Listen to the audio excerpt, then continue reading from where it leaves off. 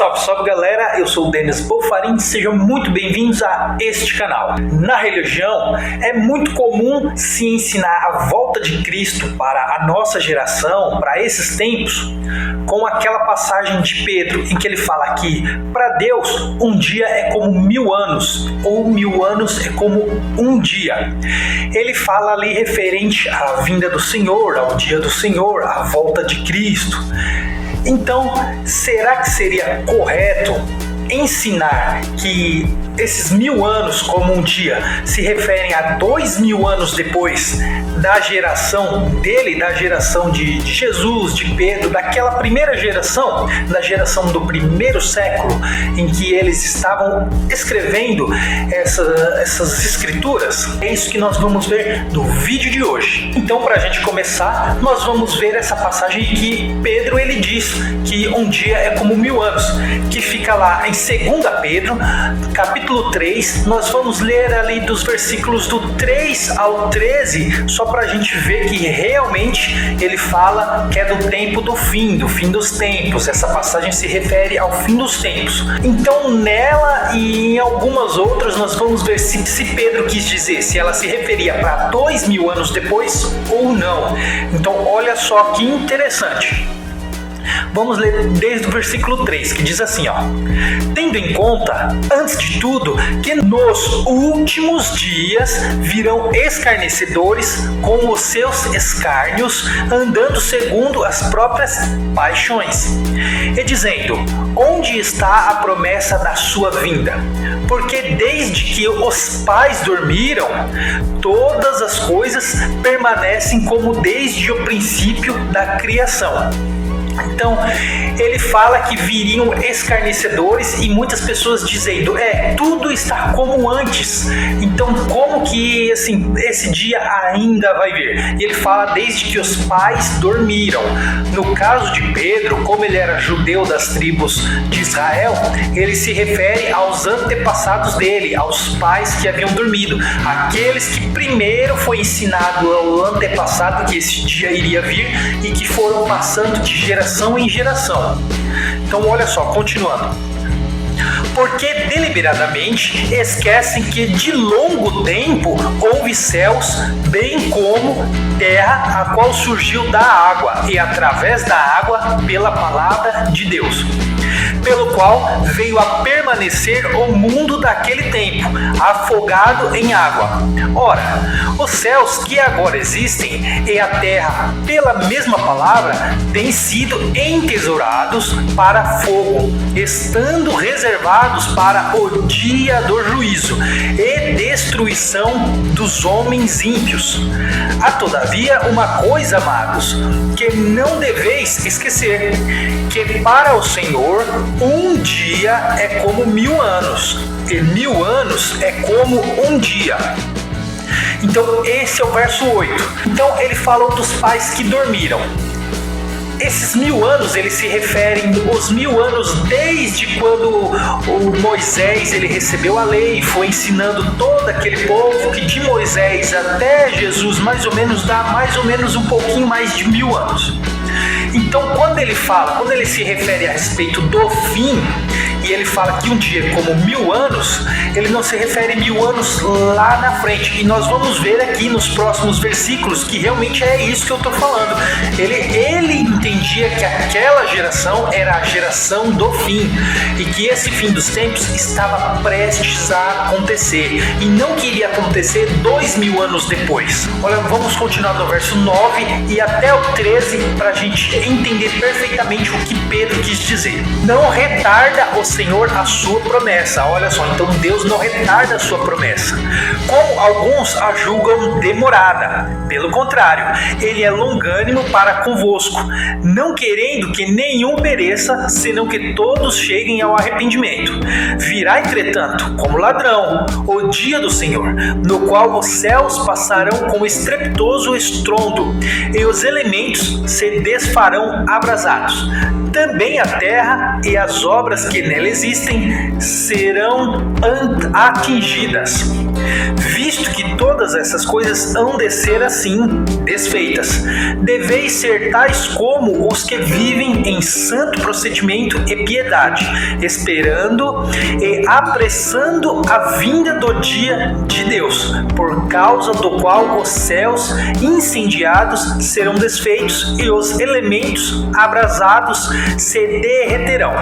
Nós, porém, segundo a sua promessa, esperamos novos céus e nova terra, nos quais habitam justiça. Então aí fica claro que ele está falando do fim dos tempos, do tempo do fim, do dia do juízo, da vinda do Senhor. Então Pedro está se referindo a esse dia, e ele estava falando que era para apressar esse dia, e que ele não demoraria, e que era para eles não serem enganados por aqueles que falam: mas esse dia ainda tudo está igual como antes, esse dia ainda não vai vir, como se fosse para uma outra época e não aquela deles. Pedro estava deixando bem claro que seria na época deles. Isso é visível no texto, é muito visível. Mas olha só, se voltarmos em 1 Pedro, no capítulo 1, os versos 19 e 18, olha o que ele mesmo diz, o que ele diz aqui agora, em 1 Pedro capítulo 1, os versos 19 e 20. Mas pelo precioso sangue, como de cordeiro sem defeito e sem mácula, o sangue de Cristo, conhecido com efeito antes da fundação do mundo, porém manifestado no fim dos tempos, por amor de vós, que por meio dele tendes fé em Deus, o qual o ressuscitou dentre os mortos, ele deu glória, de sorte que a vossa fé e esperança estejam em Deus. Olha ele afirmando que o sangue de Cristo foi manifestado no fim dos tempos, ou seja, lá naquela primeira geração, do primeiro século. Então, o sangue de Cristo foi manifestado no fim dos tempos, ele mesmo dando a entender que ele já estava no fim dos tempos. Agora, uma coisa que temos certeza e que a própria Bíblia não, em hipótese alguma, coloca essa vinda, esses 1000 anos como um dia, para 2000 anos depois daquele primeiro século, vemos aqui em 1 João, nós vemos no capítulo 2, vamos ler dos versos 18 ao 21. João ele diz assim, não vamos ler desde o 17. João ele diz assim: ora, o mundo passa, bem como a sua concupiscência. Aquele, porém, que faz a vontade de Deus permanece eternamente. Filhinhos, já é a última hora. E como ouviste que vem o anticristo, também agora muitos anticristos têm surgido, pelo que conhecemos que é a última hora. Então olha João afirmando que é a última hora. E ele disse que veio muitos anticristos. Lembra que o Pedro ele falou que viriam muitos escarnecedores? Aqui podemos entender que seriam esses anticristos. 19. Eles saíram do nosso meio, entretanto não eram dos nossos, porque se tivessem sido dos nossos, teriam permanecido conosco. Todavia, eles foram para que ficasse manifesto que nenhum deles eram dos nossos. E vós possuís a unção que vem do santo, e todos têm desconhecimento. Então olha João falando que todos tinham o conhecimento, porque eles tinham a unção que vem dos santos, que muitos anticristos já haviam aparecido, que saíram do meio deles, e que aquele tempo ali era a última hora. Então era a última hora. Se para Deus um dia é como 1000 anos e 1000 anos é como um dia, aquele momento não era mais um dia, e sim a última hora, sendo impossível jogar para 2000 anos para frente como se fosse 2 dias ou 2000 anos, porque ali era a última hora. Então, sendo a última hora, esse evento teria que ocorrer naquela geração em que eles esperavam, tanto Pedro como João esperavam que aquele evento ocorresse lá naquela geração deles. Aí eu pergunto, será que nesse texto de João que fala que eles receberam a unção dos santos, que todos eles tinham entendimento, enganaram eles para fazê-los esperar esse dia lá naquela geração? Será que essa unção era falsa que enganou eles? Ou será que eles escreveram enganando todo mundo, dizendo ou fazendo as pessoas terem esperança que este evento ocorreria lá naquela geração e não 2000 anos depois? Até mesmo no livro de Pedro, como nós lemos, não dá para entender. Ele coloca como se fosse naquele tempo e não 2000 anos depois, mesmo dando a entender que um dia para Deus é 1000 anos ou 1000 anos é como um dia. Não dá para jogar para 2000 anos depois, como religiosos fazem hoje. Eles esperavam aquele evento lá naquela geração, como a unção que eles receberam dos santos mostravam para eles. Aí eu pergunto, seria a Bíblia uma mentira?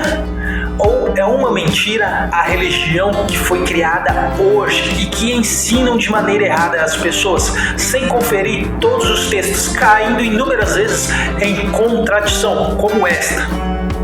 E você, o que você acha? Deixe nos comentários o que você acha. Se a unção, os apóstolos ou a própria Bíblia foi a mentirosa ou se é a religião que não ensina corretamente.